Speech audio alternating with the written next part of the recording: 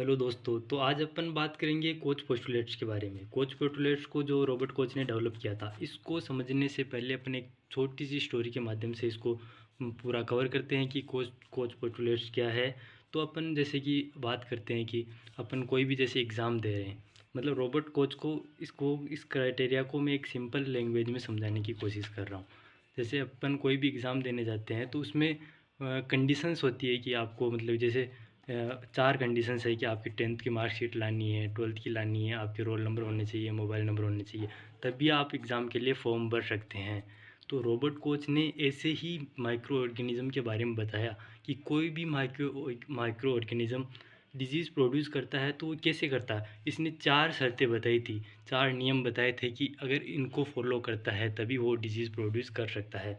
तो अपन जान लेते हैं कि क्या है कि these are the landmark set rules for linking a disease to the microorganism that cause it. मतलब कि कोई भी माइक्रो ऑर्गेनिज्म किसी भी डिजीज़ को कोज करता है तो उसके कोई लैंडमार्क रूल्स होते हैं जिसको प्रॉपर फॉलो करना करेगा तभी वो डिजीज़ प्रोड्यूस कर देगा।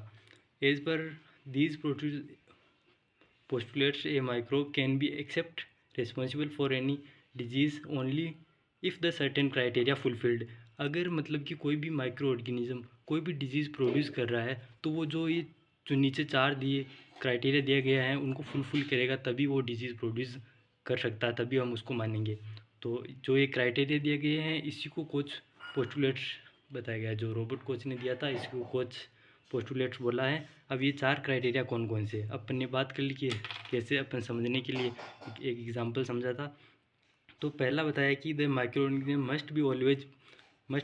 Must always be present in every case of the disease और should be consistently associated with the lesions of the disease.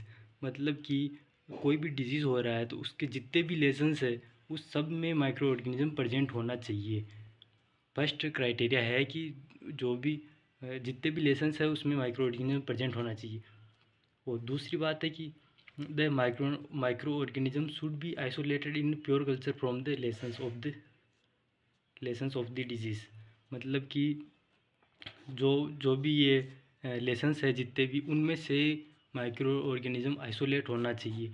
वो आइसोलेट होगा तभी अपन उसको मानेंगे कि हाँ कि ये माइक्रो ऑर्गेनिज्म की इस माइक्रो ऑर्गेनिज्म की वजह से ही डिजीज़ हुआ है।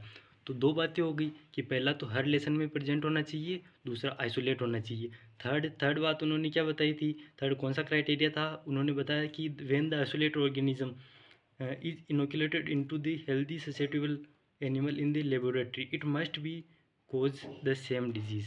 मतलब कि अपन लेबोरेटरी के अंदर कोई भी हेल्दी एनिमल है, हेल्दी ससेप्टेबल एनिमल है, जो अपन ने आइसोलेट किया था उसको इसमें इजेक्ट किया, जो भी अपन ने यहाँ से आइसोलेट किया था उसको इसके अंदर इजेक्ट किया, तो फिर ये जो सेम डिजीज़ प्रोड्यूस करना चाहिए, जिस डिजीज़ से अपन ने लेसन्स में से इसको आइसोलेट किया था वही सेम डिजीज़ प्रोड्यूस करना चाहिए। अब ये तीन क्राइटेरिया हो गए। अब इन्होंने चौथी बात क्या बताई, चौथा क्राइटेरिया क्या बताया कि द ऑर्गेनिज्म मस्ट बी री isolate from the inoculated animal and it must be similar organism.